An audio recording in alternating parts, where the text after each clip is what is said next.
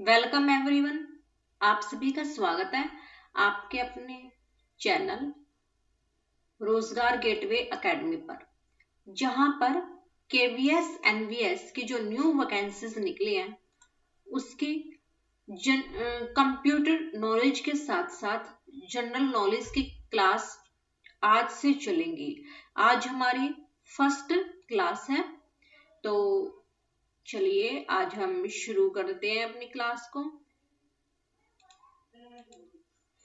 सबसे पहले हम जो है अपने हर एक पार्ट को कवर करेंगे, क्योंकि एग्जाम हमारे 10 एंड 11 जनवरी को है।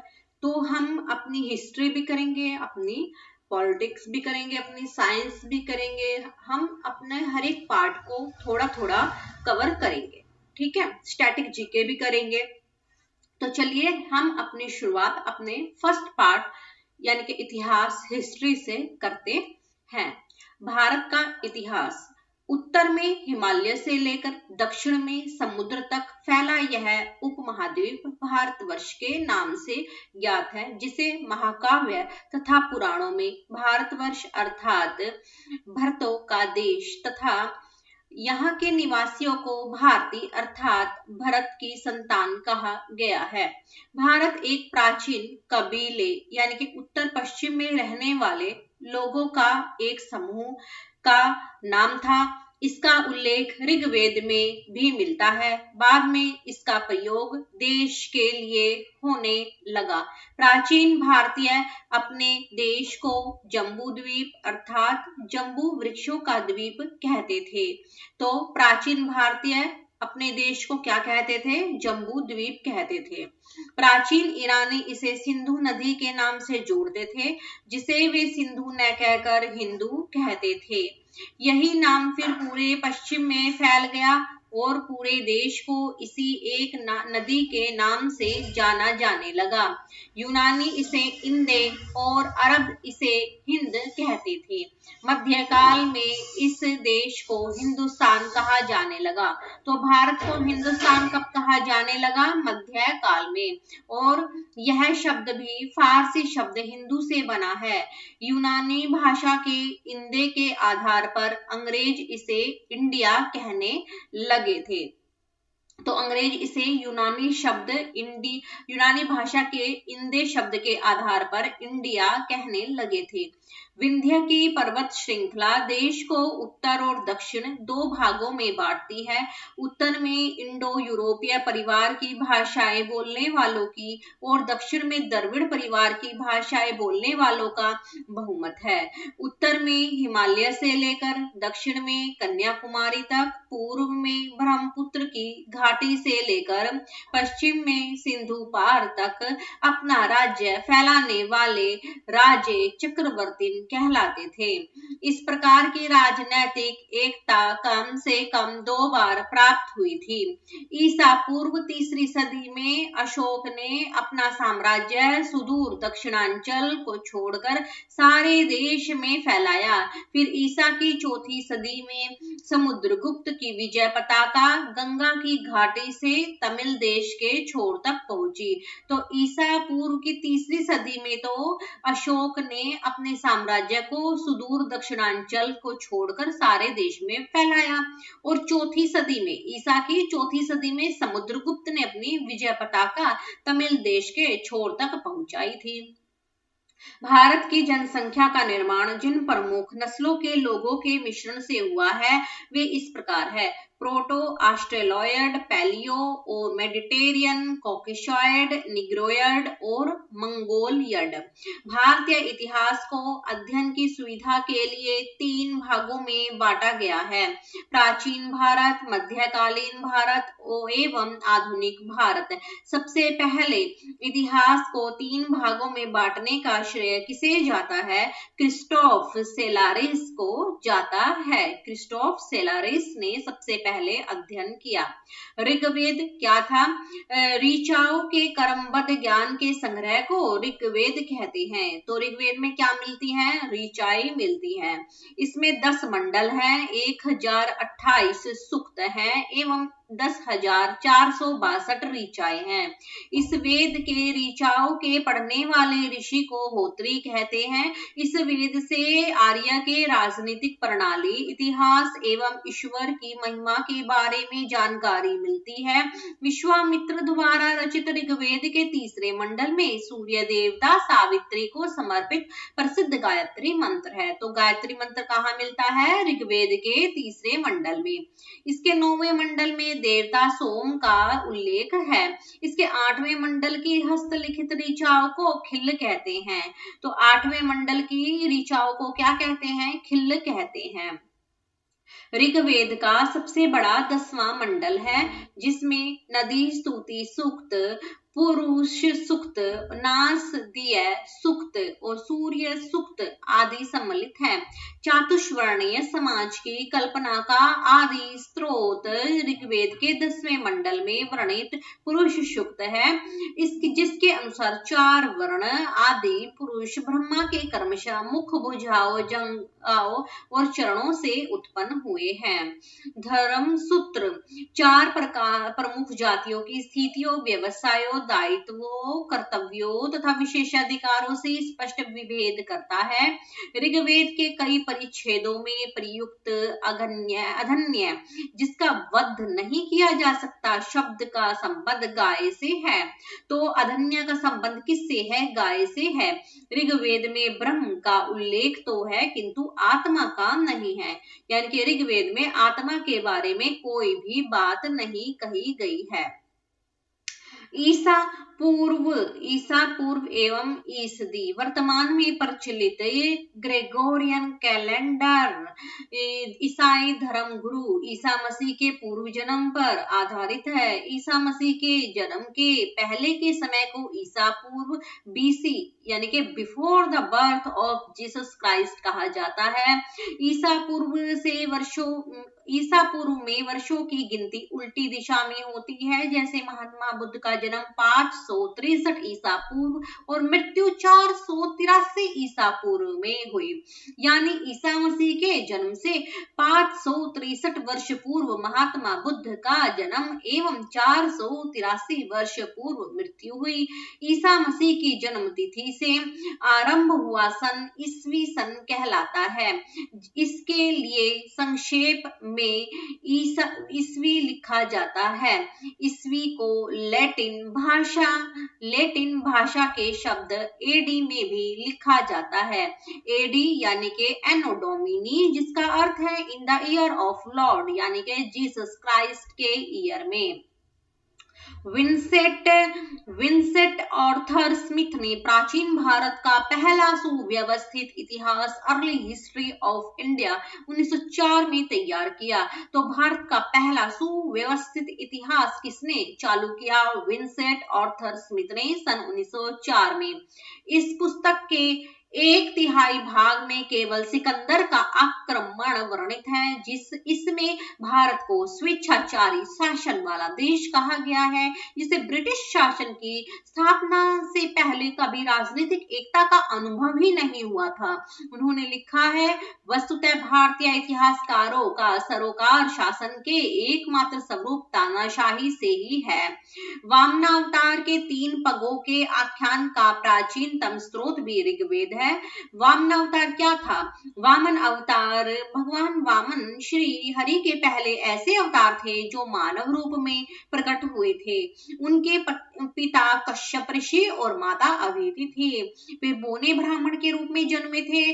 भागवत पुराण के अनुसार वामन अवतार का उद्देश्य भगवान विष्णु द्वारा इंद्र को पुनः स्वर्ग लोक का अधिकार दिलाना था। वामन भगवान को दक्षिण भारत में उपेंद्र के नाम से भी जाना जाता है। तो दक्षिण भारत में वामन अवतार का दूसरा नाम क्या है? उपेंद्र है।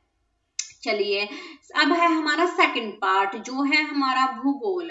सर्वप्रथम भूगोल शब्द का प्रयोग एरिस्टोथेनीज, एक ग्रीक विद्वान, ने किया। यह शब्द ग्रीक भाषा के 2 मूल जियोग्राफिस से प्राप्त किया गया है, दोनों को एक साथ रखने पर इसका अर्थ बनता है पृथ्वी का वर्णन। भूगोल के नामकरण एवं इस विषय को प्राथमिक स्तर पर व्यवस्थित स्वरूप प्रदान करने का श्रेय यूनान के निवासियों को जाता है। हिकेटियस ने अपनी पुस्तक जस पीरियोड्स अर्थात पृथ्वी का वर्णन में सर्वप्रथम भौगोलिक तत्वों का क्रमबद्ध समावेश किया था। फिर है आगे हमारे पास अध्ययन के लिए स्वतंत्र विषय के रूप में भूगोल को 9वीं शताब्दी में ही मान्यता मिली। 20वीं शताब्दी के आरंभ में भूगोल मनुष्य और पर्यावरण के पारस्परिक संबंधों के अध्ययन के रूप में विकसित हुआ। इसकी दो विचारधाराएं थी। संभववाद यानी कि इसके अनुसार मनुष्य अपने पर्यावरण में परिवर्तन करने में समर्थ है तथा वह प्रकृति प्रदत्त अनेक संभावनाओं को अपनी इच्छा के अनुसार उपयोग कर सकता है। इस विचारधारा के जो समर्थक थे वो कौन थे? वाइडल, डी लॉब्लाश और फेब्रे थे। तो संभववाद के समर्थक कौन थे? वाइडल, डी लॉब्लाश और फेब्रे थे। निश्चयवाद, इसके अनुसार मनुष्य के सारे काम पर्यावरण द्वारा निर्धारित होते हैं, अतः मनुष्य को स्वेच्छा पूर्वक कुछ करने की स्वतंत्रता कम है। इस विचारधारा के प्रमुख समर्थक जो थे हमारे वो रीटर रेटजल और एलन सैमुअल हंटिंगटन थे। फिर थी हमारी कुछ एक इंपॉर्टेंट क्वेश्चन, जैसे कि भूगोल के जनक कौन है? हिकेटियस थे। वर्तमान भूगोल के जनक कौन है? अलेक्जेंडर वान हम्बोल्ट थे। व्यवस्थित भूगोल का जनक कौन थे? इरेटोस्थनीज थे। भौतिक भूगोल के जनक कौन है? पोलिडोनियम है। सांस्कृतिक भूगोल का जनक कौन है? कार्ल ओ सावर है। गणितीय भूगोल के संस्थापक कौन है? थेल्स व एनेक्सिमिंडर है। विश्व ग्लोब का निर्माता कौन है? मार्टिन भेप है। विश्व मानचित्र के निर्माणकर्ता कौन है? अनेक्सिमेंडर है। भौगोलिक विश्वकोश का रचनाकार कौन है? स्ट्राबो है। क्रमबद्ध भूगोल के जनक कौन है? अलेक्जेंडर वान हम्बोल्ट है। अलेक्जेंडर वान हम्बोल्ट जो है क्रमबद्ध भूगोल के और वर्तमान भूगोल के जनक हैं। अब भूगोल की कुछ परिभाषाएं हैं हमारे पास, तो ये छोड़ देते हैं। फिर है ब्रह्मांड। अस्तित्वमान द्रव्य एवं ऊर्जा के सम्मिलित रूप को ब्रह्मांड कहते हैं। इसके अध्ययन को कॉस्मोलॉजी कहते हैं। दूसरे शब्दों में सूक्ष्मतम अणुओं से लेकर महाकाय आकाश गंगाओं तक के सम्मिलित स्वरूप को ब्रह्मांड कहा जाता है। ब्रह्मांड की उत्पत्ति से संबंधित प्रमुख सिद्धांत निम्न है। महाविस्फोट सिद्धांत एब जॉर्ज लेमेंटियर ने बताया था। साम्यवाद तथा सतत सृष्टि सिद्धांत या स्थिर अवस्था संकल्पना steady state theory Thomas gold और हरमन बॉडी ने दी थी। दोलन का सिद्धांत डॉक्टर एलन संडेजा ने दिया। सफीती का सिद्धांत अलेन गुथ ने दिया। आगे है हमारे पास ब्रह्मांड की उत्पत्ति के संबंध में महाविस्फोट सिद्धांत यानी कि बिग बैंग थ्योरी सर्वाधिक मान्य सिद्धांत है। इसका प्रतिपादन बेल्जियम के खगोलज्ञ एवं पादरी एब जॉर्ज लेमेंट्रियर ने किया था। बाद में रॉबर्ट बेगोनेर ने इस सिद्धांत की व्याख्या की। महाविस्फोट सिद्धांत के अनुसार यानी कि बिग बैंग थ्योरी के अनुसार आरंभ में वे सभी पदार्थ जिनसे ब्रह्मांड बना है अति छोटे गोलक के रूप में एक ही स्थान पर स्थित थे, जिनका आयतन अत्यधिक सूक्ष्म और तापमान तथा घनता अनंत था। फिर दूसरा पॉइंट उन्होंने कहा, अत्यधिक संकेंद्रण के कारण बिंदु का आकस्मिक विस्फोट हुआ, जिसे महाविस्फोट ब्रह्मांडीय विस्फोट कहा गया। इस अचानक विस्फोट के पदार्थों का बिखराव हुआ और जिससे सामान्य पदार्थ निर्मित हुए। इसके अलगाव के कारण काले पदार्थ बने, जिनके समूहन से अनेक ब्रह्मांडीय पिंडों का सृजन हुआ। वैज्ञानिकों का विश्वास है कि महाविस्फोट की घटना आज से 13.7 अरब वर्ष पहले हुई थी। महाविस्फोट के पश्चात सौर मंडल का निर्माण लगभग 4.6 अरब वर्ष पहले हुआ। तो हमारे ब्रह्मांड का निर्माण कब हुआ? 4.6 अरब वर्ष पहले, जिसमें ग्रहों उपग्रहों का निर्माण हुआ। इस प्रकार बिग बैंग परिघटना से ब्रह्मांड की उत्पत्ति हुई और तभी से उसमें निरंतर विस्तार जारी है। इसके साक्ष्य के रूप में आकाश गंगाओं के बीच बढ़ती दूरी का साक्ष्य दिया जाता है। नासा ने 2001 ईस्वी में MAP माइक्रोवेव एनिस्ट्रोफी प्रोब नामक अनुसंधान में इसकी पुष्टि की है। नासा द्वारा 30 जून 2001 ईस्वी को डेविड विल्किंसन के नेतृत्व में बिग बैंग की पुष्टि हेतु मैप परियोजना का शुभारंभ किया गया। मैप एक खोजी उपग्रह है। इससे प्राप्त चित्रों से बिग बैंग की पुष्टि होती है। 11 फरवरी 2013 ईस्वी को इस आधार पर नासा ने ब्रह्मांड की आयु 13.7 अरब वर्ष निर्धारित करने की घोषणा की है। डेविड विल्किंसन की सितंबर 2002 ईस्वी में निधन के पश्चात उनके सम्मान में मैप उपग्रह का नाम 11 फरवरी 2003 ईस्वी को WMAP यानी कि विल्किंसन माइक्रोवेव एनिस्ट्रोफी प्रोब रखा गया। आगे है हमारे पास भूवैज्ञानिक काल कौन सा रहा? भूवैज्ञानिक समय के सबसे बड़े खंड को इयोन कहते हैं। इयोन का महाकल्प इरा में महाकल्प को कल्प पीरियड में, कल्प को युग यानी कि इपोक में तथा युग को काल में विभाजित किया गया है। तो यानी कि सबसे छोटा काल होता है, उससे बड़ा युग होता है, उससे बड़ा कल्प होता है, उससे बड़ा महाकल्प होता है और उससे बड़ा इयान होता है। फिर है हमारा पर्यावरण और परिस्थिति। पर्यावरण और परिस्थिति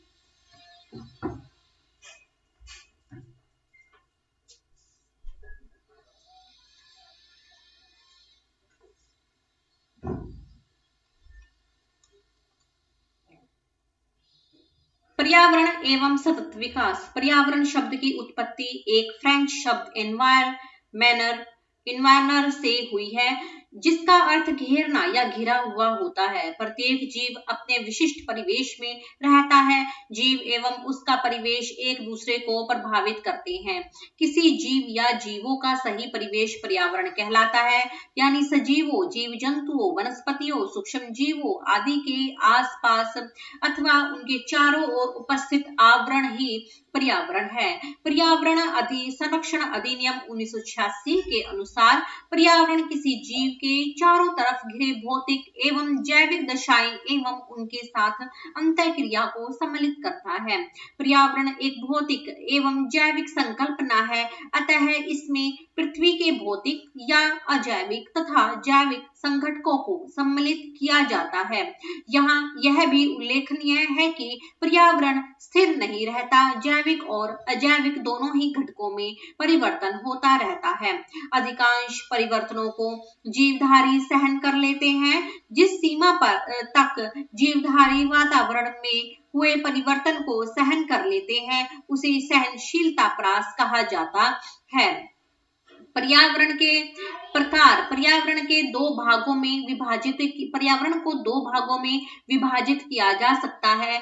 प्राकृतिक पर्यावरण, मानव निर्मित पर्यावरण। प्राकृतिक पर्यावरण इसका भी प्राय प्राकृतिक परिवेशों से है, अर्थात भूमि, जल, वायु, पादप और जीव जंतु मिलकर प्राकृतिक पर्यावरण का निर्माण करते हैं। इसके अंतर्गत स्थल मंडल, जल मंडल, वायुमंडल, जैव मंडल को समाहित किया जाता है।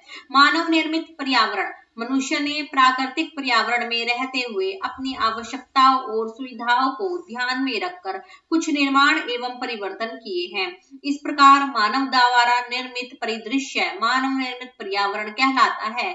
फसल उत्पादन, वाणिज्यिक, व्यापारिक संकुल, औद्योगिक संकुल एवं परिवहन संकुल आदि को इसके अंतर्गत शामिल किया जा सकता है। पर्यावरण के संगठक। पर्यावरण के संगठकों को तीन प्रमुख प्रकारों में विभक्त किया जाता है। भौतिक या अजैविक संगठक, इसके अंतर्गत स्थल, वायु तथा जल एवं उसके उपसंगठकों को सम्मिलित किया जाता है। जैविक संगठक में इसके अंतर्गत पादप, मनुष्य समेत जंतु एवं सूक्ष्म जीवों को सम्मिलित किया जाता है। ऊर्जा संगठक में इसके अंतर्गत सौर्यक यानी कि सूर्य की ऊर्जा तथा भूतापीय ऊर्जा को सम्मिलित किया जाता है। पर्यावरण की विशेषताएं क्या हैं?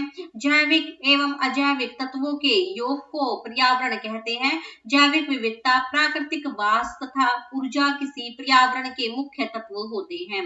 पर्यावरण के में समय तथा स्थान के साथ परिवर्तन होता रहता है। पर्यावरण अपने जैविक पदार्थों का उत्पादन करता है जो विभिन्न जलवायु एवं विभिन्न स्थानों पर भिन्न भिन्न होता है। पर्यावरण जैविक एवं अजैविक पदार्थों के व्यवहारिक संबंध पर आधारित होता है। पर्यावरण की कार्यवाही ऊर्जा संचार पर निर्भर करती है। पर्यावरण सामान्यतः पारिस्थितिक संतुलन स्थापित करने की ओर अग्रसर रहता है। वैश्विक पर्यावरण प्रदर्शन सूचकांक, पर्यावरण प्रदर्शन सूचकांक एक अंतरराष्ट्रीय रैंकिंग प्रणाली है जो पर्यावरणीय स्थिति और देशों की स्थिरता को मापता है। पर्यावरण प्रदर्शन सूचकांक को एक द्विवार्षिक सूचकांक के रूप में वर्ष 2002 में Yale Center for environmental law and policy और Columbia University Center for international earth science information network के सहयोग से वर्ल्ड इकोनॉमिक फोरम द्वारा पर्यावरण स्थिरता सूचकांक के रूप में शुरू किया गया था। पर्यावरण प्रदर्शन सूचकांक टीम पर्यावरणीय डेटा को ऐसे संकेतकों में बदल देती है जो देशों का मूल्यांकन 0 से 100 के पैमाने पर करते हैं, यानी कि सबसे निम्न से सर्वश्रेष्ठ है। पर्यावरण प्रदर्शन सूचकांक EPI 2022 वर्ष 2022 की रैंकिंग में डेनमार्क शीर्ष पर है। यूनाइटेड किंगडम एवं फिनलैंड क्रमशः दूसरे और तीसरे स्थान पर हैं। वर्ष 2022 पर्यावरण प्रदर्शन सूचकांक में 180 देशों की सूची में भारत सबसे नीचे है। वर्ष 2020, 2018, 2016 के सूचकांक में भारत क्रमशः 168वें, 177वें, 141वें स्थान पर था। पृथ्वी शिखर सम्मेलन रियो समिट, स्टॉकहोम सम्मेलन वर्ष 1972 की 12वीं वर्षगांठ के उपलक्ष्य में पृथ्वी शिखर सम्मेलन वर्ष 1992 में रियो डी जनेरियो ब्राजील में संपन्न हुआ। यह संयुक्त राष्ट्र का पर्यावरण एवं विकास सम्मेलन था। रियो पृथ्वी शिखर सम्मेलन 1992 में के दौरान वैश्विक पर्यावरण सुविधा की स्थापना की गई जो अल्प विकसित देशों को अल्प विकसित देश निधि UNFCCC के तहत निधि उपलब्ध कराती है। रियो पृथ्वी शिखर सम्मेलन 1992 की मुख्य उपलब्धि एजेंडा 21 समझौता है। एजेंडा 21 पारिस्थितिकी विनाश तथा आर्थिक असमानता को समाप्त करने पर बल देता है। एजेंडा 21 पारिस्थितिक विनाश तथा आर्थिक असमानता को समाप्त करने पर बल देता है। एजेंडा 21 के मुख्य रूप से निम्न 4 उद्देश्य हैं: जैव विविधता का सर्वेक्षण एवं संकटग्रस्त जीवों का संरक्षण, विकासशील देशों में गरीबी निवारण व जनसंख्या नियंत्रण, पूंजी स्थानांतरण को उदार बनाने पर बल, सबको खाद्य, स्वच्छ जल व सामाजिक सुरक्षा देना। फिर है रियो +5 1992 ईस्वी में सम्मेलन हुआ न्यूयॉर्क में। रियो 10 2002 ईस्वी में 2002 में जोहान्सबर्ग में हुआ। रियो 20 2012 में रियो डी जनेरियो जो कि ब्राजील में स्थित है वहां पर हुआ। पर्यावरण संरक्षण से संबंधित अधिनियम जो है राष्ट्रीय हरित न्यायाधिकरण की स्थापना भारत सरकार द्वारा 18 अक्टूबर 2010 में की गई थी। फिर है हमारे पास भारतीय अर्थव्यवस्था। अर्थव्यवस्था यानी कि अर्थशास्त्र और अर्थव्यवस्था इकोनॉमिक्स एंड इकोनॉमी। अर्थशास्त्र मानव की आर्थिक गतिविधियों का अध्ययन करता है। मानव द्वारा संपन्न वैसी सारी गतिविधियां जिनमें आर्थिक लाभ या हानि का तत्व विद्यमान हो आर्थिक गतिविधियां कही जाती हैं।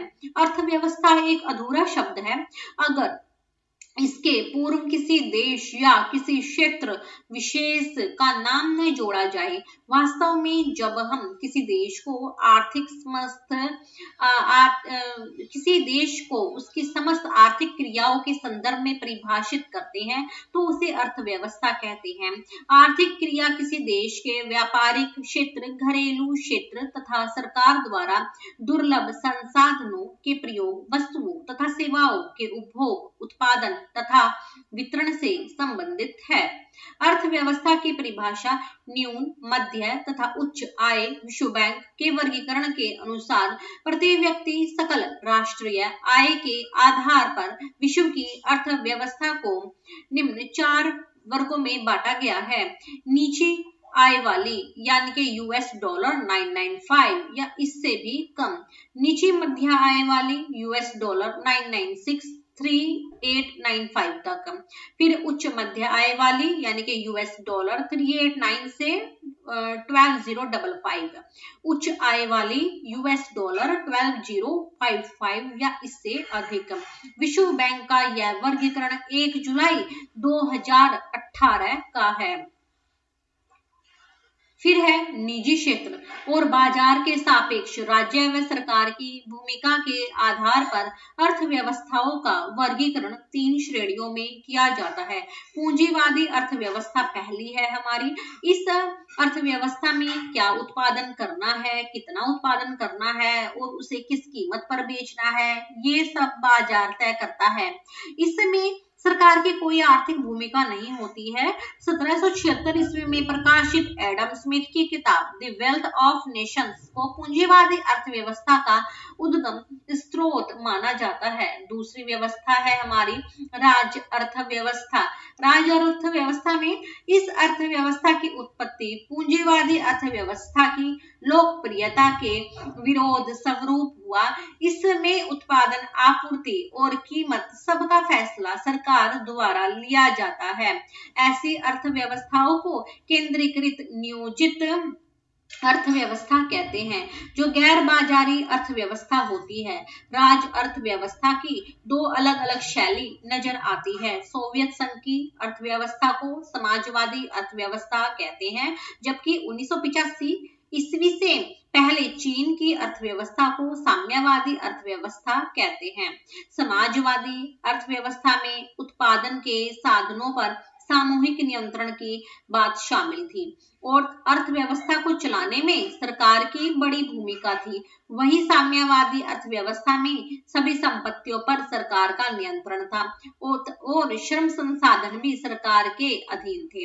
पहली बार राज्य अर्थव्यवस्था सिद्धांत जर्मन दार्शनिक कार्ल मार्क्स ने दिया था, तो जो एक व्यवस्था के तौर पर पहली बार 1917 ईस्वी में बोल्शेविक क्रांति के बाद सोवियत संघ में नजर आई और इसका आदर्श रूप चीन में सन 1949 में सामने आया था।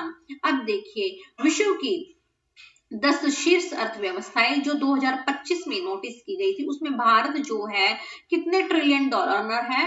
भारत जो है 4थे स्थान पर है और 4.19 से लेकर 4.39 पर है और शीर्ष पर है यूएसए जो है 30.34 से 30.51 ट्रिलियन डॉलर में जो है पहले नंबर पर विश्व की सबसे उच्च अपनी अर्थव्यवस्थाओं में पहले स्थान पर जगह बनाए हुए है।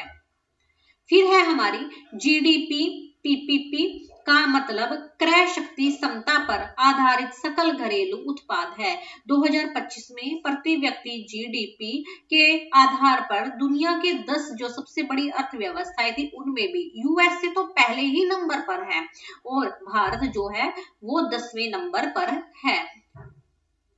देशों को वित्तीय और सांख्यिकीय संसाधनों में जीडीपी पूर्वानुमान अनुमानों द्वारा क्रमबद्ध किया जाता है जो बाजार या सरकारी आधिकारिक विनिमय दरों का उपयोग करके गणना करते हैं।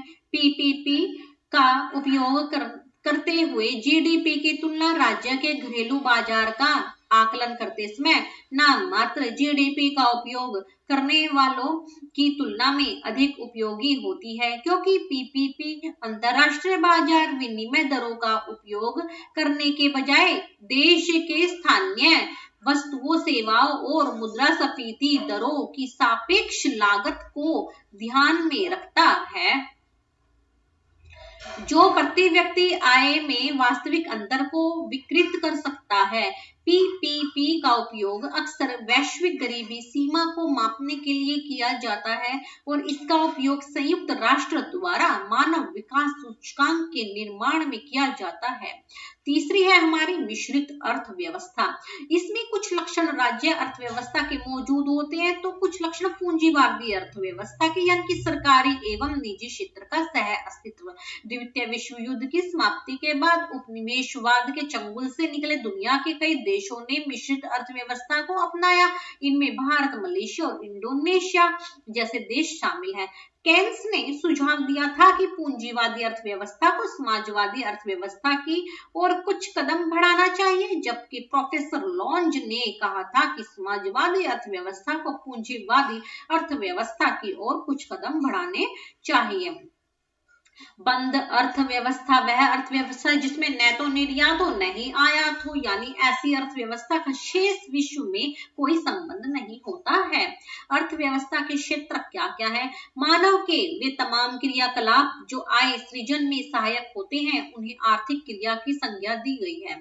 आर्थिक क्रिया किसी देश के व्यापारिक क्षेत्र, घरेलू क्षेत्र, सरकार द्वारा दुर्लभ संसाधनों के प्रयोग, वस्तुओं तथा सेवाओं के उपभोग, उत्पादन तथा वितरण से संबंधित है।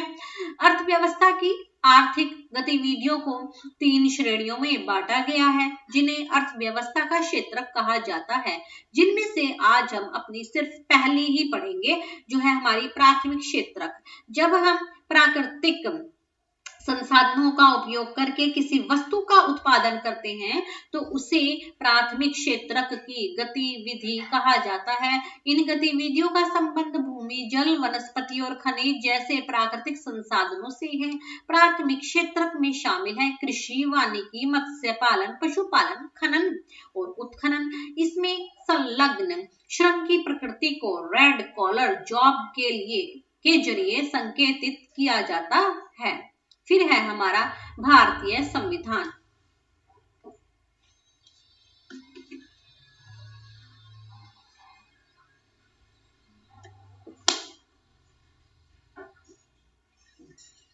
भारतीय संविधान के विकास का संक्षिप्त इतिहास जो है वो ये है कि 1757 ईस्वी की प्लासी की लड़ाई और 1764 ईस्वी के बक्सर के युद्ध को अंग्रेजों द्वारा जीत लिए जाने के बाद बंगाल पर ब्रिटिश ईस्ट इंडिया कंपनी ने शासन का शिकंजा कसा। इसी शासन को अपने अनुकूल बनाए रखने के लिए अंग्रेजों ने समय समय पर कई एक्ट पारित किए, जो भारतीय संविधान के विकास की सीढ़ियां बनी है। वे निम्न है। 1773 ईस्वी का रेगुलेटिंग एक्ट। इस अधिनियम का अत्यधिक संवैधानिक महत्व है, जिसे भारत में ईस्ट इंडिया कंपनी के कार्यों को नियमित और नियंत्रित करने की दिशा में ब्रिटिश सरकार द्वारा उठाया गया यह पहला कदम था। अर्थात कंपनी के शासन पर संसदीय नियंत्रण स्थापित किया गया। इसके द्वारा पहली बार कंपनी के प्रशासनिक और राजनीतिक कार्यों को मान्यता मिली। इसके द्वारा केंद्रीय प्रशासन की नींव रखी गई। विशेषताएं। इस अधिनियम द्वारा बंगाल के गवर्नर को बंगाल का गवर्नर जनरल पद दिया गया था तथा मुंबई एवं मद्रास के गवर्नर को इसके अधीन किया गया। इस एक्ट के तहत बनने वाले प्रथम governor general Lord Warren Hastings थे। वे इस एक्ट के अंतर्गत कलकत्ता प्रेसिडेंसी में एक ऐसी सरकार स्थापित की गई जिसमें गवर्नर जनरल और उसकी परिषद के 4 सदस्य थे, जो अपनी सत्ता के उपयोग संयुक्त रूप से करते थे। इस अधिनियम के अंतर्गत कलकत्ता में 1774 ईस्वी में एक उच्चतम न्यायालय की स्थापना की गई, जिसमें मुख्य न्यायाधीश और 3 अन्य न्यायाधीश थे। इसके प्रथम मुख्य न्यायाधीश सर एलिजा एम्प्रे थे और 3 अन्य चैम्बर्स लिमेंस्टर हाइट थे। इसके तहत कंपनी के कर्मचारियों को निजी व्यापार करने और भारतीय लोगों से उपहार व रिश्वत लेना प्रतिबंधित कर दिया गया। इस अधिनियम के द्वारा ब्रिटिश सरकार को बोर्ड ऑफ डायरेक्टर्स के माध्यम से कंपनी पर नियंत्रण सशक्त हो गया। इसे भारत में इसके राजस्व, नागरिक और सैन्य मामलों की जानकारी ब्रिटिश सरकार को देना आवश्यक कर दिया गया। फिर था एक्ट ऑफ सेटलमेंट 1781।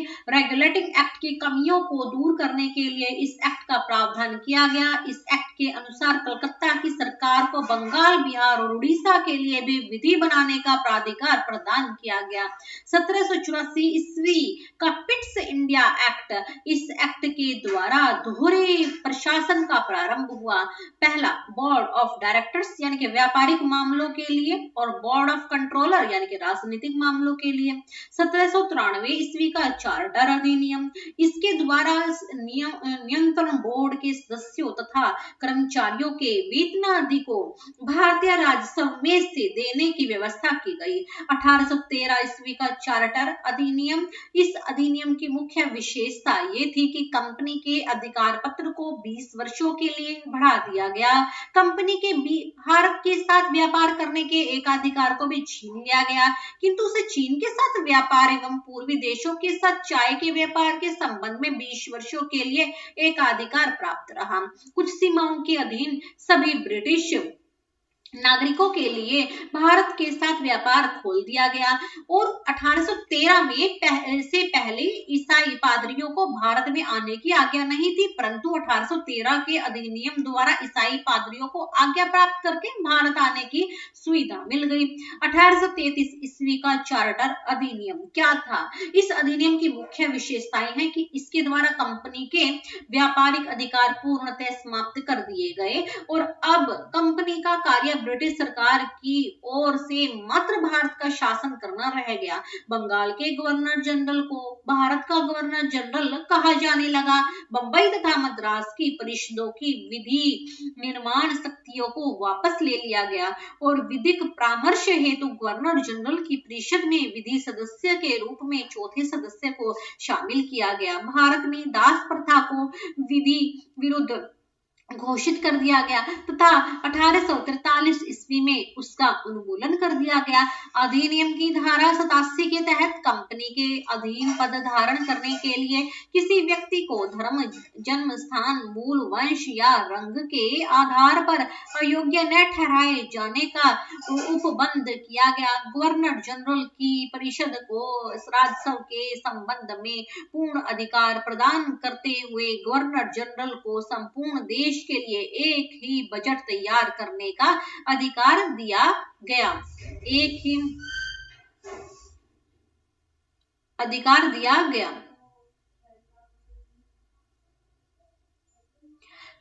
भारतीय कानूनों का वर्गीकरण किया गया तथा इस कार्य के लिए विधि आयोग की नियुक्ति की व्यवस्था की गई।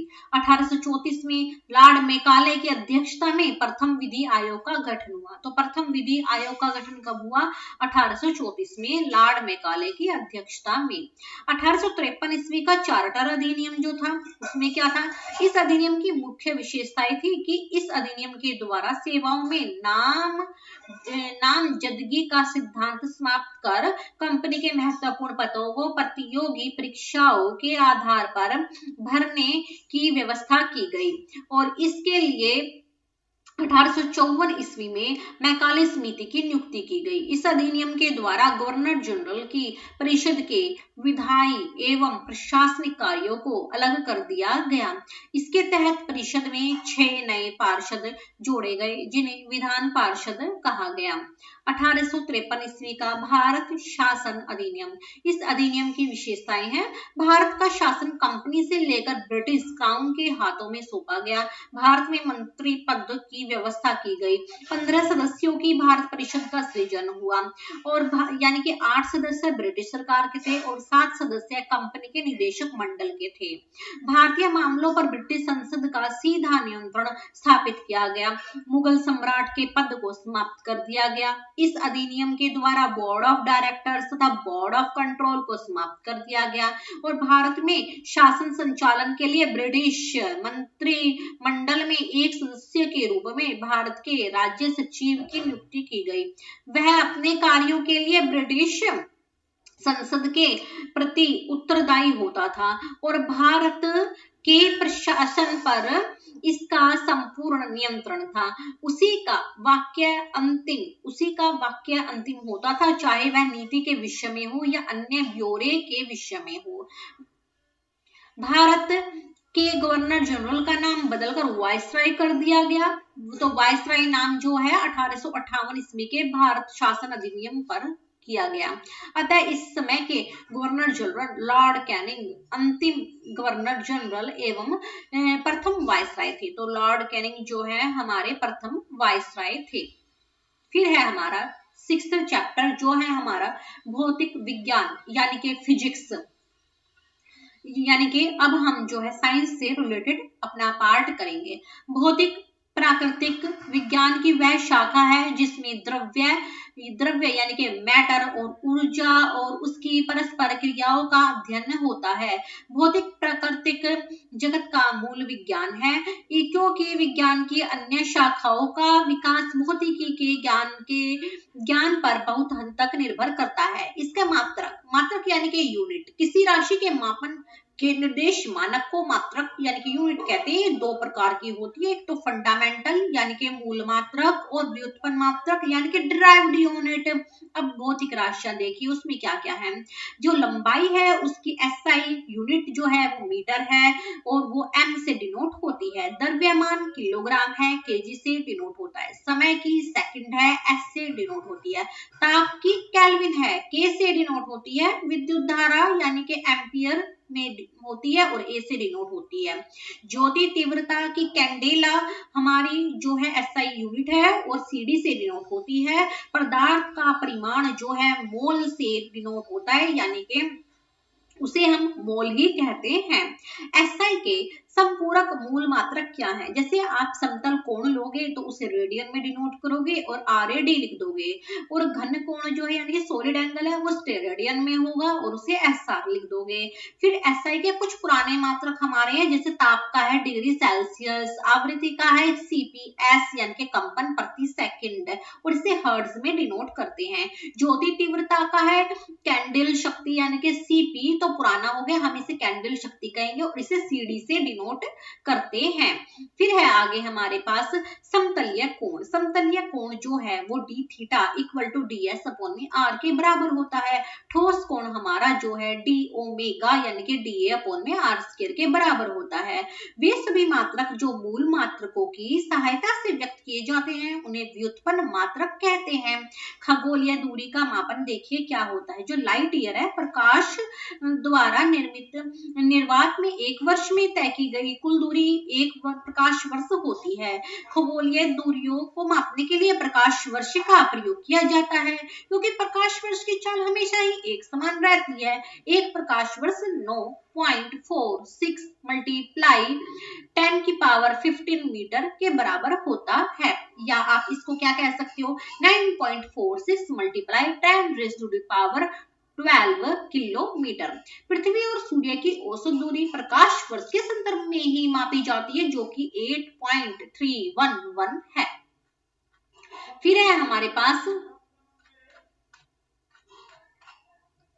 खगोलीय इकाई यानी कि एस्ट्रोनॉमिकल यूनिट। पृथ्वी और सूर्य के बीच की मध्य दूरी खगोलीय इकाई कही जाती है और इसका मात्रक 1.496 मल्टीप्लाई 10 की पावर 11 मीटर यानी कि 1.5 मल्टीप्लाई 10 की पावर 11 मीटर है। और ये पार्सेक है, यह दूरी मापने की सबसे बड़ी इकाई होती है। एक पार्सेक जो है 3.26 प्रकाश वर्ष यानी कि 3.08 मल्टीप्लाई 10 की पावर 16 मीटर के बराबर होता है। बल्कि जो सीजीएस पद्धति के में मात्रक डाइन है और एसआई में आप इसे न्यूटन कहोगे। 1 न्यूटन 10 की पावर 5 डाइन के बराबर होता है। कार्य की सीजीएस पद्धति में मात्रक जो है वो अर्ग है, परंतु एसआई पद्धति में 1 जूल है, यानी कि जूल है और 1 जूल जो है 10 की पावर 7 अर्ग के बराबर होता है। जल की धुंधलापन जो है यानी कि टर्बिडिटी मापने की इकाई एनटीयू है, यानी कि नेप्थलेमेट्रिक और टर्बिडिटी यूनिट। 10 की विभिन्न घातों की प्रतीक जो सिंबल्स है हमारे पास भौतिकी में बहुत छोटी और बहुत बड़ी राशियों के मानों को 10 के घात के रूप में व्यक्त किया जाता है, जो कि हमारे 10 की पावर यानी कि 10 रेज़ टू पावर में हम इसे डिनोट करते हैं, जो इस प्रकार है। जैसे कि 10 की पावर 24 है तो उसे योटा कहेंगे, 10 की पावर 21 तो उसे जेटा कहेंगे, 10 की पावर 18 है तो एक्सा कहेंगे, 10 की पावर 15 है तो पेटा कहेंगे, 10 की पावर 12 टेरा है, 10 की पावर 9 गीगा है, 10 की पावर 6 मेगा है, 10 की पावर 3 किलो है, 10 की पावर 2 हेक्टो है और 10 की पावर 1 डेका है। उसी तरीके से अगर इनवर्स में उल्टी पावर हो माइनस वाली तो क्या होगा? 10 की पावर -24 योक्टो, 10 की पावर -21 जेप्टो, 10 की पावर -18 एटो, 10 की पावर -15 फेम्टो, 10 की पावर -12 पीको, 10 की पावर -9 नैनो, 10 की पावर -6 माइक्रो, 10 की पावर -3 मिली, 10 की पावर -2 सेंटी और 10 की पावर -1 डेसी है। विमा यानी कि डायमेंशन क्या है? किसी भौतिक राशि की विमाएं उन घातों को कहते हैं जिन्हें उस राशि को व्यक्त करने के लिए मूल राशियों पर चढ़ाना पड़ता है। जैसे कि अगर हमारे पास स्पीड है डिस्टेंस अपॉन टाइम यानी कि वेग इक्वल टू दूरी बटे समय, तो उसे हम L अपॉन में T से डिनोट करेंगे, फिर हम उसे LT इनवर्स लिख देंगे। अब यहाँ पर मास तो है ही नहीं तो हम M की पावर 0 लगा देंगे और LT inverse as it is लिख देंगे। डायमेंशन फार्मूले कुछ हमारे पास दिए हुए हैं, जैसे कि हमारे पास वेग यानी कि चाल जो स्पीड है उसकी भौतिक राशि जो है वो त्वरण है और विमीय सूत्र उसका क्या नहीं, वेग का जो है चाल का जो विमीय सूत्र है हमारे पास यानी कि डायमेंशन फार्मूला जो है वो MLT इनवर्स है, बल का MLT -2 है, कार्य या ऊर्जा का ML square T inverse square है, संवेग का MLT इनवर्स है, प्रत्यास्थता गुणांक का ML inverse T inverse square है, वेग प्रवणता का M0 L0 या M note L note T inverse है, त्वरण का MLT इनवर्स है, आवेग का MLT इनवर्स स्क्वायर है और आवेग का MLT इनवर्स है, और शक्ति का ML square T inverse cube है और दाब का ML inverse T inverse square है, और पृष्ठ तनाव का ML note T inverse square है, श्यानता का ML इनवर्स और T इनवर्स है। फिर है हमारे पास केमिस्ट्री यानी कि रसायन विज्ञान की वह शाखा है जिसके अंतर्गत पदार्थों के गुण, संगठन, संरचना तथा उनमें होने वाले परिवर्तनों का अध्ययन किया जाता है। केमिस्ट्री अर्थात रसायन विज्ञान शब्द की उत्पत्ति मिस्र के प्राचीन शब्द कीमिया से हुई थी, ये जिसका अर्थ है काला रंग। मिस्र के लोग काली मिट्टी को केमी कहते हैं थे और प्रारंभ में रसायन विज्ञान के अध्ययन को केमिस्ट्री कहते थे, और लेवाइसियर को रसायन विज्ञान का जनक कहा जाता है। तो केमिस्ट्री के जनक कौन है? लेवाइसियर है। पदार्थ और प्रकृति, पदार्थ यानी कि मैटर, दुनिया की कोई भी वस्तु जो स्थान घेरती है, जिसका द्रव्यमान होता है और जो अपनी संरचना में परिवर्तन का विरोध करते हो उसे पदार्थ कहते हैं, जैसे जल, हवा और बालू। प्रारंभ में भारतीयों और यूनानियों का अनुमान था कि प्रकृति की सारी वस्तुएं 5 तत्वों से ही मिलकर बनी है, और 5 तत्व हैं क्षितिज, जल, पावक, गगन और समीर।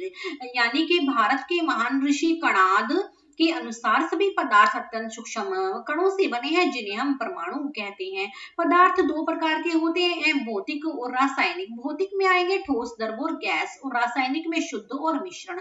फिर शुद्ध के भी दो प्रकार हो जाते हैं, तत्व और यौगिक, और मिश्रण के भी दो हो जाते हैं, समांग और विषमांग। फिर तत्व के भी दो प्रकार हो जाते हैं, धात्विक और अधात्विक, और यौगिक के भी दो हो गए हैं, कार्बनिक और अकार्बनिक। जो सॉलिड है वो क्या है? पदार्थ की वह भौतिक अवस्था जिसका आकार एवं आयतन दोनों निश्चित हो, ठोस कहलाता है, जैसे लोहे की छड़, लकड़ी की कुर्सी, बर्फ का टुकड़ा आदि। लिक्विड पदार्थ की वह भौतिक अवस्था जिसका आकार निश्चित नहीं है, आयतन निश्चित हो, द्रव्य कहलाता है, जैसे अल्कोहल, पानी, तारपीन का तेल, मिट्टी का तेल। गैस पदार्थ की वह भौतिक अवस्था जिसका आकार एवं आयतन दोनों निश्चित हो, गैस कहलाता है, जैसे हवा, ऑक्सीजन आदि। गैसों को कोई पृष्ठ नहीं होता है, इसका विस्तरण बहुत अधिक होता है, यानी कि बीच में गैप बहुत ज्यादा होता है इसके एलिमेंट्स में, तथा इसे आसानी से संपीड़ित यानी कि कंप्रेस किया जा सकता है। ताप एवं दाब में परिवर्तन करके किसी भी पदार्थ की अवस्था को बदला जा सकता है, परंतु इसमें भी अपवाद है। हम लकड़ी, पत्थर के को केवल ठोस अवस्था में ही रहते हैं। जल तीनों भौतिक अवस्था में रह सकता है, और पदार्थ को तीन भौतिक अवस्थाओं में निम्न रूप से साम्य होता है, जैसे ठोस, द्रव और गैस। जो पदार्थ तीनों अवस्थाओं में मिलता है उसे हम जल कहते हैं। पदार्थ की चौथी अवस्था तो प्लाज्मा है, और पांचवी अवस्था बोस-आइंस्टाइन कंडेंस्ड है। तत्व यानी कि एलिमेंट, तत्व वह शुद्ध पदार्थ है जिसे किसी भी ज्ञात भौतिक एवं रासायनिक विधियों से न तो दो या दो से अधिक पदार्थों में विभाजित किया जा सकता है, और न ही अन्य सरल पदार्थों के संयोग से बनाया जा सकता है, जैसे सोना, चांदी, ऑक्सीजन। अभी तक लगभग 118 तत्व ज्ञात हैं, जिनमें से 92 आपके प्राकृतिक यानी कि नेचुरल हैं, और खोजा गया जो अंतिम तत्व है वो अनुसेप्टियम है। अनुसेप्टियम आपका अंतिम तत्व है। ठीक है, अभी तक लगभग 118 तत्व आपके खोज लिए गए हैं, जिनमें से जो प्राकृतिक नेचुरल है वो आपके 92 है। मानव शरीर में सबसे अधिक मात्रा में पाया जाने वाली धातु कैल्शियम है। यह शरीर के कुल द्रव्यमान का 1.4% होता है। कंपाउंड्स क्या होते हैं? वह शुद्ध पदार्थ जो रासायनिक रूप में दो या दो से अधिक तत्वों के साथ निश्चित अनुपात में रासायनिक संयोग से बने हो यौगिक या कंपाउंड कहलाते हैं।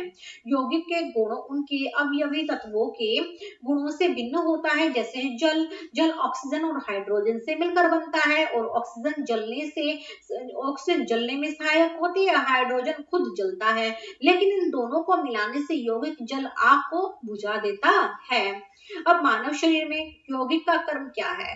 सबसे कम कार्बोहाइड्रेट्स होते हैं, उससे ज्यादा वसा होता है, उससे ज्यादा प्रोटीन होता है, और उससे ज्यादा H2O होता है। मिक्सचर क्या होते हैं? वह पदार्थ जो दो या दो से अधिक तत्वों के यौगिक के किसी भी अनुपात में मिलाने से प्राप्त होता है, मिश्रण कहलाता है। इसे सरल यांत्रिक विधि द्वारा पुनः प्रारंभिक अवयवों में प्राप्त किया जा सकता है, जैसे हवा। समांग मिश्रण होमोजेनियस जो है, निश्चित अनुपात में अवयवों को मिलाने से समांग मिश्रण का निर्माण होता है। इसके प्रत्येक भाग में गुणधर्म एक समान ही होता है, जैसे चीनी, नमक का विलयन और हवा। फिर है आपके पास विषमांग यानी कि हेट्रोजीनियस मिक्सचर्स, और निश्चित अनुपात में अवयवों को मिलाने से विषमांग मिश्रण का निर्माण होता है। इसके प्रत्येक भाग के गुण एवं उसके संघटक भिन्न भिन्न होते हैं, जैसे बारूद, कुहासा आदि। जब किसी मिश्रण में पानी मिलाने पर उसके भारी घटक अविकसित हो जाते हैं तो इस प्रक्रिया को हम अवसादन कहते हैं, यानी कि सेडिमेंटेशन कहते हैं। ये टेबल करने की कोई जरूरत नहीं है। फिर है आगे हमारा जीव विज्ञान। जीव विज्ञान यह विज्ञान की वह शाखा है जिसके अंतर्गत जीवधारियों का अध्ययन किया जाता है। बायोलॉजी यानी कि बायो का अर्थ है जीव यानी कि लाइफ, और लोगोस का अर्थ होता है अध्ययन यानी कि स्टडी, तो जीव का अध्ययन ही बायोलॉजी है।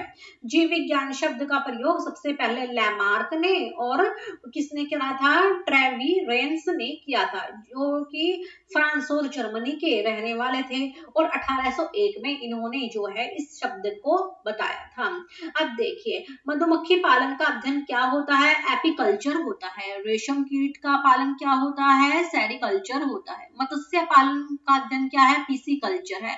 कवकों का अध्ययन माइक्रोलॉजी, शैवालों का अध्ययन फाइकोलॉजी और पुष्पों का अध्ययन एंथोलॉजी, फलों का अध्ययन पोमोलॉजी, पक्षियों का अध्ययन ऑर्निथोलॉजी, मछलियों का अध्ययन इक्थियोलॉजी और कीटों का अध्ययन एंटोमोलॉजी, वृक्ष और झाड़ियों का अध्ययन डेंड्रोलॉजी और सर्पों का अध्ययन ओफियोलॉजी और छिपकलियों का अध्ययन सोरोलॉजी, काष्ठी पेड़ों का संवर्धन यानी कि अध्ययन सिल्वीकलर होता है। उद्यान विज्ञान यानी कि हॉर्टिकल्चर है और फूलों की खेती को हम फ्लोरिकल्चर कहते हैं।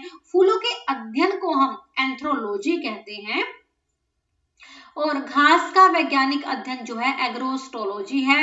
पानी में मिट्टी के बिना बढ़ते पौधों का अध्ययन क्या है? हाइड्रोपोनिक्स है। जीव विज्ञान का एक क्रमबद्ध ज्ञान के रूप में विकास प्रसिद्ध ग्रीक दार्शनिक अरस्तु काल में हुआ था। उन्होंने ही सर्वप्रथम पौधों एवं जंतुओं के जीवन के विभिन्न पक्षों के विषय में अपने विचार प्रकट किए थे, इसलिए अरस्तु को जीव विज्ञान का जनक कहते हैं। जंतु विज्ञान का जनक भी उन्हें ही कहते हैं। अब हमारे पास जो है जीव विज्ञान के प्रमुख सिद्धांतों के प्रवर्तक हैं। आनुवांशिकता के सिद्धांत के मेंडल है। जीव विज्ञान के D.H. मॉर्गन है। उत्परिवर्तन सिद्धांत के हैग्रो डी व्रिज है। कोशिका सिद्धांत के श्लाइडेन एवं शमान है। जीव द्रव्य विज्ञान के हर्ट विग है और उपार्जित लक्षणों की वंशानुगति का नियम लैमार्क ने बताया था और प्राकृतिक वर्णक सिद्धांत जो है डार्विन ने दिया था। द्विनाम पद्धति कैरोलस लिनियस ने दी थी और DNA द्विकुंडन मॉडल जो है वाटसन एवं क्रिक ने दिया था। जीवधारियों का वर्गीकरण अरस्तु द्वारा समस्त जीवों को दो भागों में विभाजित किया गया, जंतु समूह और वनस्पति समूह। लिनियस ने भी अपनी पुस्तक सिस्टम नेचुरे में संपूर्ण जीवधारियों को दो जगतों में आदम जगत यानी कि प्लांट किंगडम और एनिमल किंगडम में विभाजित किया था। लिनियस ने वर्गीकरण की जो प्रणाली भारत शुरू की उसी के आधुनिक वर्गीकरण प्रणाली की नींव पड़ी, इसीलिए उन्हें आधुनिक वर्गीकरण का पिता यानी कि फादर ऑफ मॉडर्न टैक्सोनॉमी कहा जाता है लिनियस को। 1735 में कार्ल लिनियस ने प्रकृति का वर्गीकरण 3 जगहों में नहीं बल्कि 2 जगतों में ही किया था, पादप जगत एवं जंतु जगत में। उन्होंने अपनी पुस्तक सिस्टेमा नेचुरी में खनिजों को भी एक अलग वर्ग में रखा था, लेकिन आमतौर पर इसे जगत नहीं माना जाता। वास्तव में प्रकृति के 3 जगतों का वर्गीकरण लिनियस ने नहीं बल्कि 1866 में अर्नेस्ट हैकेल ने प्रस्तावित किया था, जिसमें पादप जंतु और प्रोटिस्टा शामिल था। जीवधारियों का 5 जगत वर्गीकरण क्या है? सबसे पहले आपका है जो है परंपरागत द्विजगत वर्गीकरण का स्थान अंततः है हिटकर यानी कि विटकर, वैसे हिंदी में हिटकर होगा, वैसे इसमें विटकर लिखा जाएगा, द्वारा सन 1969 ईस्वी में प्रस्तावित 5 जगत प्रणाली ने ले लिया। इसके अनुसार समस्त जीवों को निम्नलिखित 5 जगत यानी कि किंगडम में वर्गीकृत किया गया, जैसे मोनेरा, प्रोटिस्टा, पादप, कवक और जंतु। मोनेरा, इस जगत में सभी प्रोकैरियोटिक जीव अर्थात जीवाणु, साइनोबैक्टीरिया, आर्कीबैक्टीरिया सम्मिलित किए जाते हैं। तंतु में जीवाणु भी इसी जगत में आते हैं। प्रोटिस्टा में इस जगत में विविध प्रकार के एक कोशीय प्राय जलीय यानी कि एक्वेटिक यूक्रियोटिक जीव सम्मिलित किए जाते हैं। पादप एवं जंतु के बीच स्थित युगलीना इसी जगत में है और यह 2 प्रकार के जीवन अध्ययन प्रदर्शित करती है। सूर्य के प्रकाश में संपोषित होने वाले एवं प्रकाश के अभाव में इतर पोषित, इसके अंतर्गत साधारणतया प्रोटोजोआ आते हैं। तो प्रोटोजोआ किसमें आता है? प्रोटिस्टा में आता है। पादप यानी कि प्लांटिया, इस जगत में प्राय सभी रंगीन बहुकोशिकीय प्रकाश संश्लेषी उत्पादक जीव सम्मिलित हैं। शैवाल, मांस, पुष्पीय एवं अपुष्पीय बीजीय पौधे इसी जगत के अंग हैं।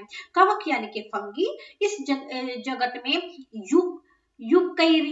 यूकैरियोटिक एवं परपोषित जीवधारी सम्मिलित किए जाते हैं, जिनमें अवशोषण द्वारा पोषण होता है। ये सभी इतर पोषी होते हैं। ये परजीवी अथवा मृतोपजीवी होते हैं।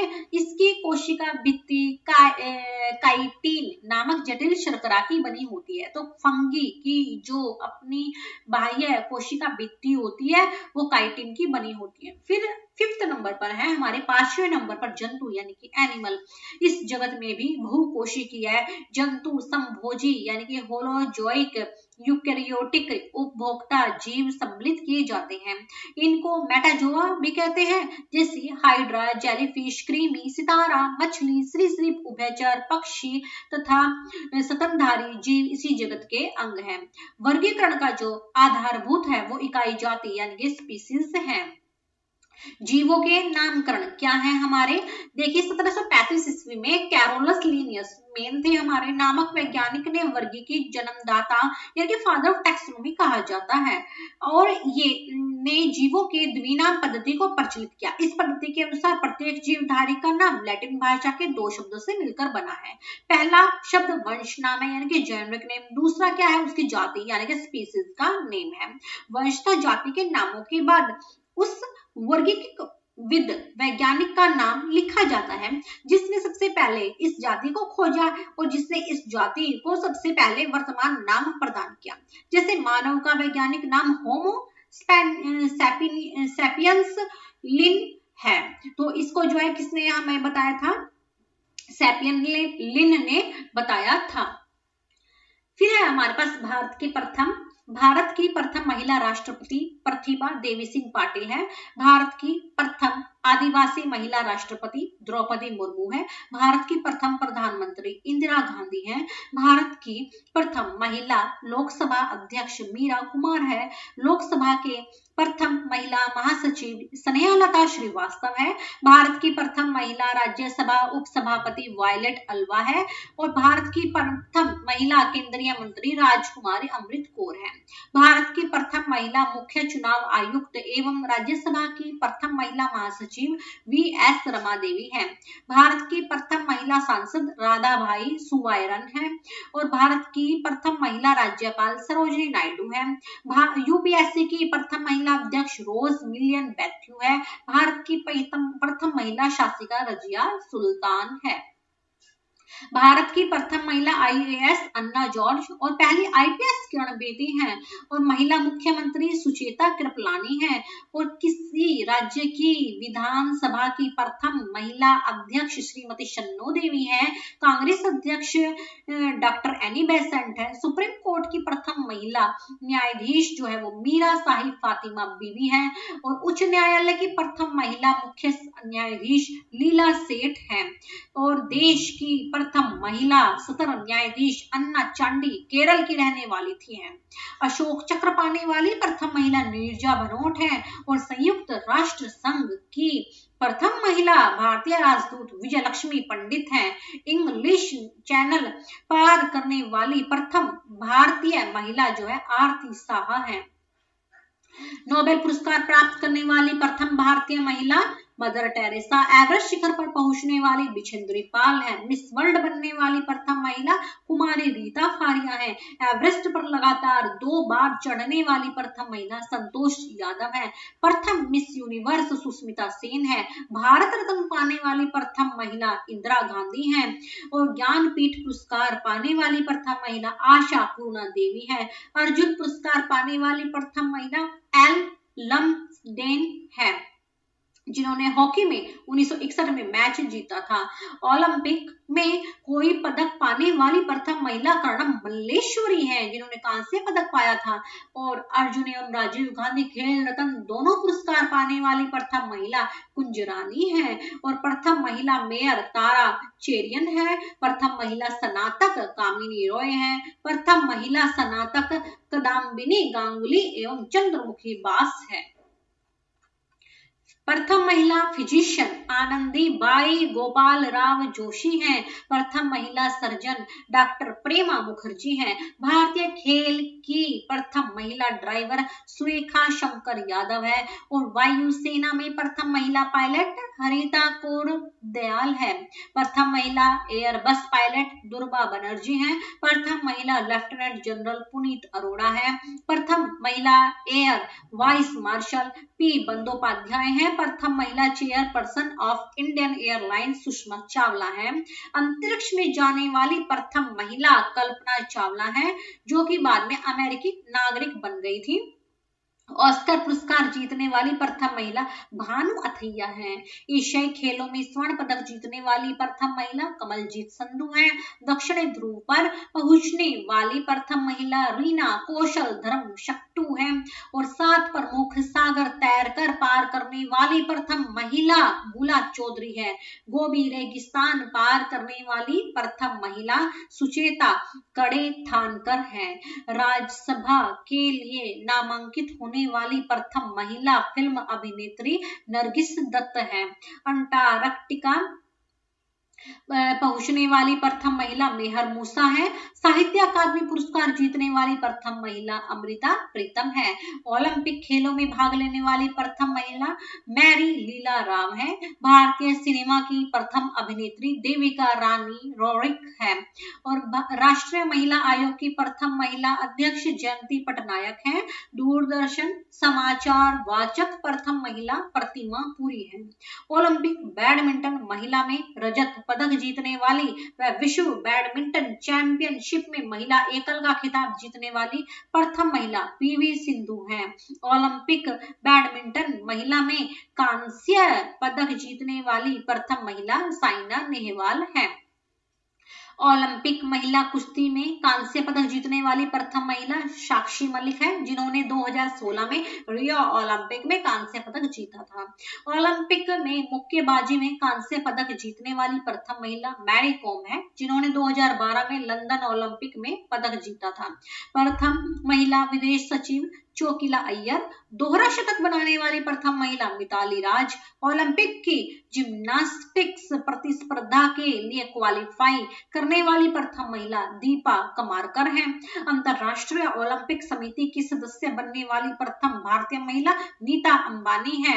और लगातार 2 ओलंपिक में पदक जीतने वाली प्रथम महिला पीवी सिंधु हैं। पैरा ओलंपिक में स्वर्ण पदक जीतने वाली प्रथम महिला अवनी लेखरा है। तो आज हमने अपनी जनरल नॉलेज की पहली क्लास की थी, जिसमें हमने अपने सभी चैप्टर्स के कुछ पार्ट को कवर किया था। तो नेक्स्ट क्लास हम अपनी कल करेंगे। Thank you for watching my video.